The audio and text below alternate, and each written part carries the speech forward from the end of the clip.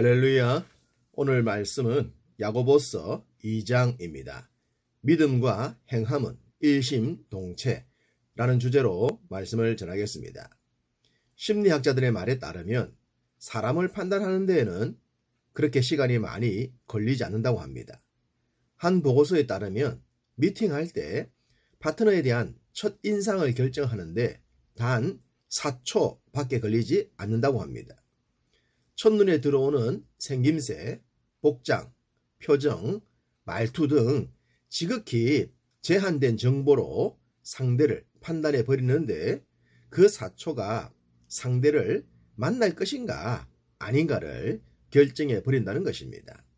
그런데 이것이 완벽할 수 없다는 것이 문제죠. 이런 식의 판단과 결정은 결국 외모나 겉으로 드러난 일로 인해 부당한 대우를 받는 아픔들이 생겨나기 때문입니다. 성경은 이런 사조를 미리 알고 앞서 경고하셨습니다. 1절에 사람을 차별하여 대하지 말라고 했는데 이 말은 사람을 외모로 대우하는 일들이 빈번했다는 말이 되지 않겠습니까? 성경이 기록되던 시대는 지금 우리 시대보다 훨씬 더 외적인 것으로 차별이 심했었습니다. 가령 귀족과 평민의 옷이 달랐고 종교 지도자들과 성도들의 옷이 달랐으며 주인과 종의 옷이 달랐습니다.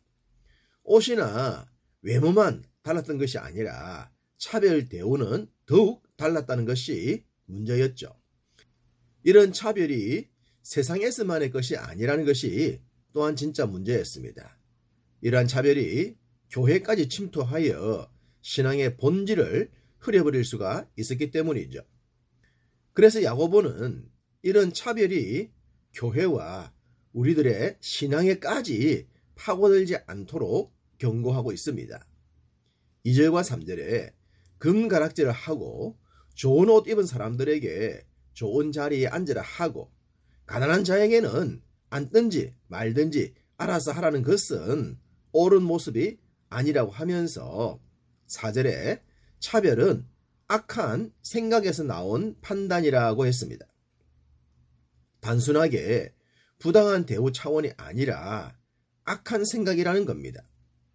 신앙생활을 하는 분들이 의도적으로 악한 생각을 하지는 않을 겁니다.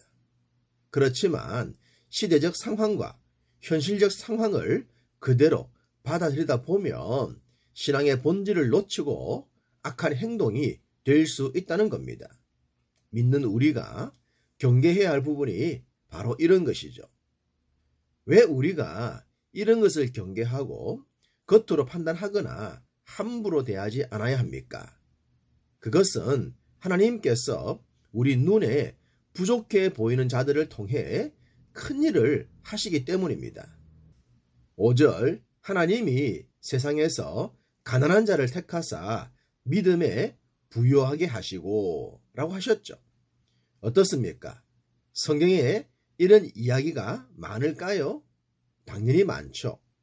대표적으로 예수님의 제자들만 해도 그렇지 않습니까? 당시 가장 낮은 계층이었던 어부, 목동, 그리고 세리에 이르기까지 지도자가 될 수 없는 자들을 선택하셨습니다. 심지어 예수님조차도 마국간 구유에서 나셨고 가난한 목수의 아들로 자라셨습니다. 얼마든지 왕궁에서 나시고 그곳에서 자랄 수 있었지만 말입니다.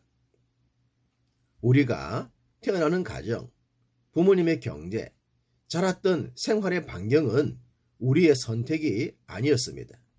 그것은 하나님의 섭리였죠. 그 속에서 우리가 어떤 삶을 살 것인가, 그것이 우리의 선택이 되는 겁니다. 그렇기 때문에 타고난 환경과 조건으로 상대를 무시하거나 차별하는 것은 하나님의 섭리에 대한 도전이 되는 겁니다. 당연히 악한 생각이 될 수밖에 없고 신앙의 본질과는 무관함을 우리가 잊지 않아야 할 것입니다. 다시 5절을 보시면 하나님께서 자기를 사랑하는 자들에게 약속하신 나라를 상속받게 하신다고 하셨습니다. 야고보는 이 말씀을 하나님께서 가난한 자를 택하여 부유하게 하신다고 한 후에 했습니다. 그렇다면 이 사람은 가난했지만 믿음엔 부유한 자가 되었고, 그로 인해 하나님을 사랑했으며 결론적으로 약속의 나라를 상속받게 되었다는 겁니다. 결국 가난이 믿음 생활에 문제가 아니고 반대로 덕이 될 수 있다는 것입니다. 주님께서 부자가 천국에 가기 어렵다는 말씀을 하시지 않았습니까? 부자는 선택할 것이 많고 자신들이 할 수 있는 가능성이 많기 때문에 하나님을 믿고 의지할 확률이 줄어듭니다. 그것이 인생의 특징입니다. 기댈 곳이 없을 때 절대자를 찾게 되는 것이 어쩌면 당연한 논리 같습니다. 그러니 부족하고 가난함을 탓하지 않아야 하는 것이죠. 야고보도 부자의 특징에 대해 얘기했습니다. 6절과 7절, 부자는 너희를 억압하며 법정으로 끌고 가며 너희의 아름다운 이름을 비방한다고 말입니다. 인간의 역사 속에서 부와 권력이 순기능을 한 적이 얼마나 될까요? 부와 권력엔 만족이라는 것이 없는 것 같습니다. 가지면 가질수록 더 갖고 싶어집니다. 그래서 자신들이 갖고자 함에 방해가 되거나 반대를 하면 힘과 권력을 남용하죠. 남들이 내로남불이라고 해도 자신들의 목적을 위해선 멈추지 않습니다. 그것이 인간 역사라고 할 수 있습니다. 그럼에도 불구하고 거의 모든 사람들은 부자가 되고 싶어 하고 권력을 갖고 싶어 합니다. 부자가 되고 권력 갖는 것이 나쁜 것은 아닙니다. 비성경적인 것도 아닙니다. 다만 왜 부자가 되려 하고 권력을 갖고 싶어 하는가, 그것입니다. 그 목적이 잘못되면 없는 자들과 약한 자들을 악용하게 되기 때문이죠.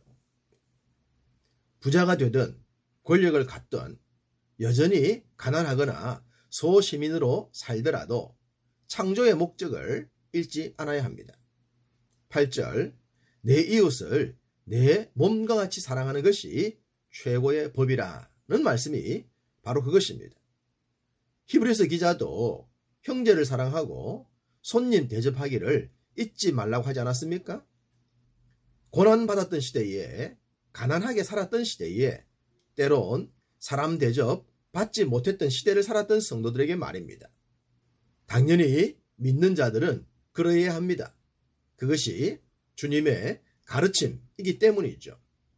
이웃을 사랑하는 마음만 잃지 않는다면 많은 권력과 재물이 문제가 되지는 않을 겁니다.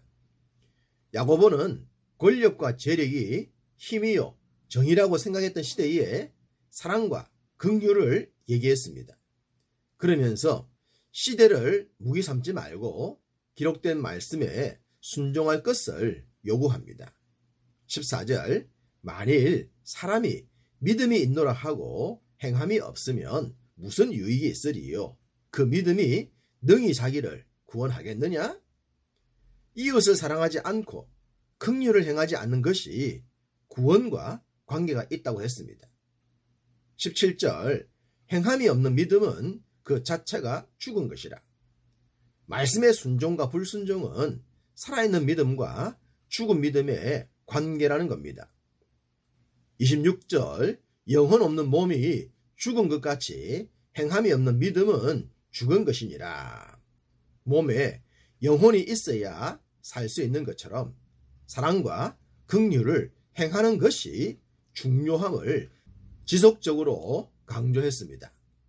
이웃 사랑과 긍휼 행함, 그것이 진짜 믿음인 것을 강조하기 위해 믿음의 조상들을 초청하고 있습니다.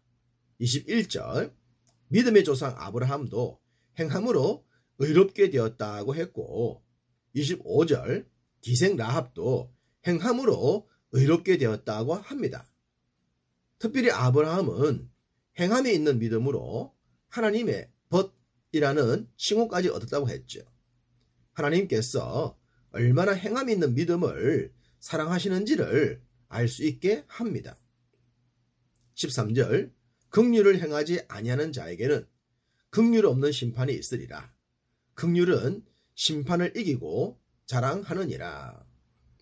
사랑하는 마음과 긍휼의 마음은 같은 것입니다. 이 마음이 우리를 천국으로 인도하며 이 마음이 말씀을 행하게 합니다. 오늘도 여러분 모두에게 이 마음이 충만하셔서 하나님의 의가 향기처럼 아름답게 풍겨나시기를 주님의 이름으로 축복합니다.